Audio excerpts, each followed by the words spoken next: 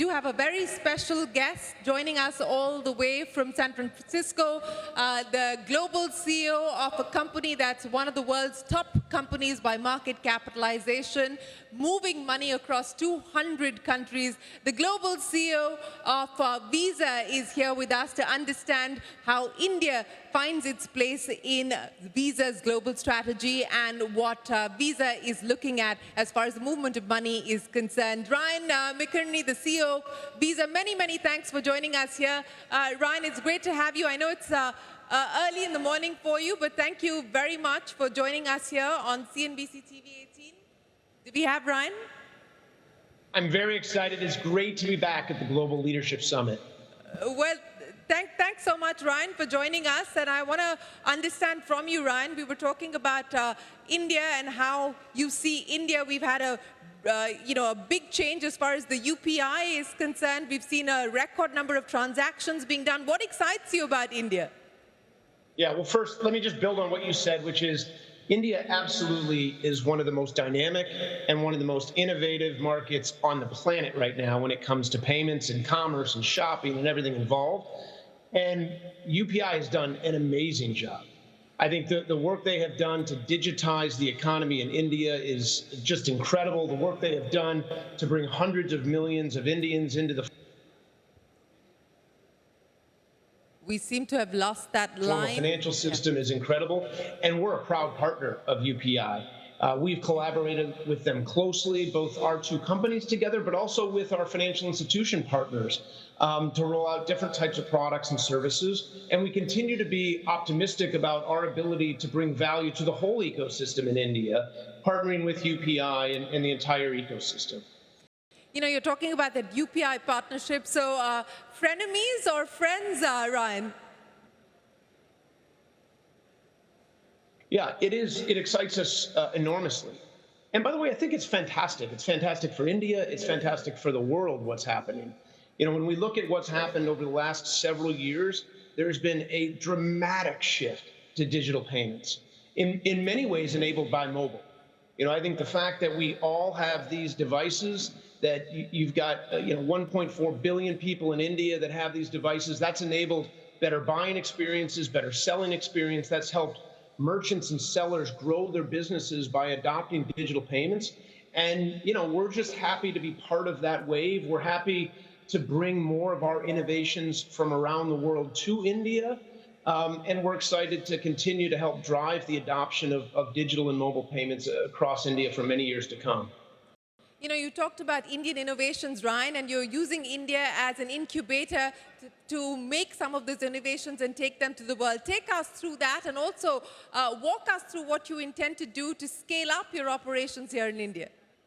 Yeah, we have. And I remember that discussion that we had last year.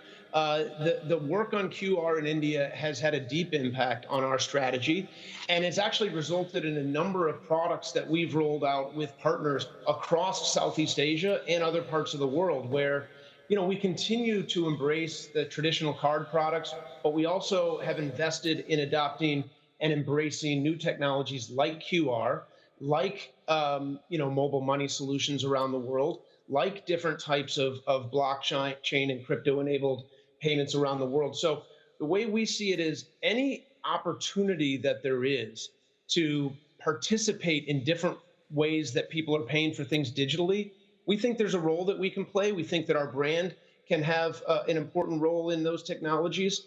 And really, we wanted to open up our stack to be form factor agnostic. So whether it's a card, it's a phone, it's a QR code, or it's any other way that people want to pay and be paid, we think there's a role for Visa, and we're excited to play that role. Well, speaking of the role that you're excited about for Visa, Ryan, you've also been talking about using your stack to become a hyperscaler. What does that mean in the context of a company like Visa? Well, first, we want to do everything we can to bring more innovations to India. So we're excited to bring, as you said, new B2B solutions. We're excited to work with our partners on different types of Forex solutions and working across different countries and different corridors with new FX solutions.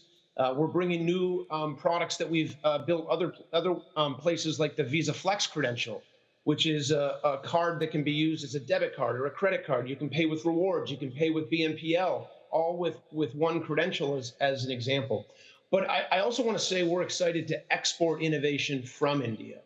We have more than 4,000 engineers and product teams that are dreaming and building the future of payments in our innovation hub in Bengaluru, where they're exporting those great ideas all around the world. So what can India do for Visa? One is embrace the innovations that we're bringing from around the world, but also continue to work in teams and build the great solutions that our teams are building that we then can take to more than 200 countries and territories around the world. Exporting innovations from India, that's great to hear from you, Ryan. But I want to go back to the hyperscaler point that you were talking about there. How do you define a hyperscaler in the context of the work that Visa is doing? What differentiates you then?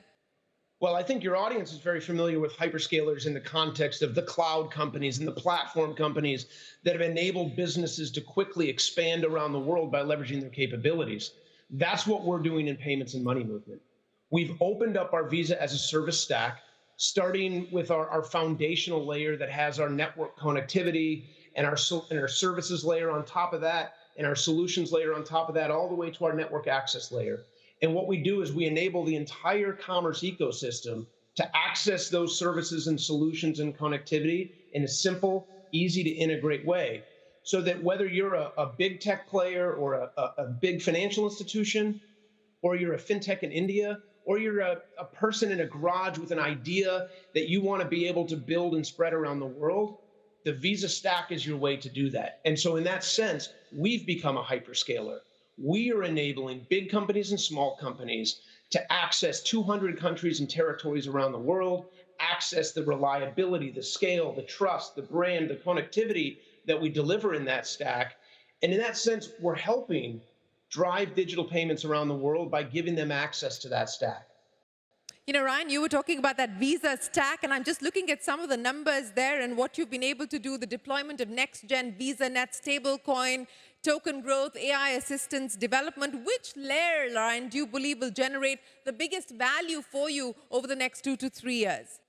I think they're all important. And they all play different roles in different economies in different parts of the world, which is why rather than make any one bet on one specific capability, we've made that stack available to everyone. So, you mentioned the next gen VisaNet that we rolled out. I announced that on our earnings call last week.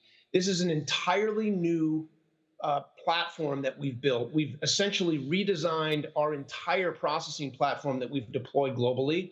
We wrote more than half of that code with AI.